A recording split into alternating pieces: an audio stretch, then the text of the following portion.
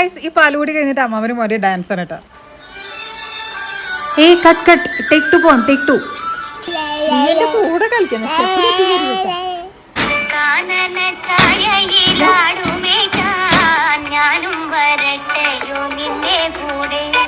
പാടില്ല പാടില്ല നമ്മെ നമ്മൾ പാടെ മറന്നൊന്നും ചെയ്തുകൂടാ കാനന ഛായയിലാടുമേ ഞാനും വരട്ടെയോ നിന്നെ കൂടെ പാടില്ല പാടില്ല നമ്മെ നമ്മൾ പാടെ മറന്നൊന്നും ചെയ്തുകൂടാ.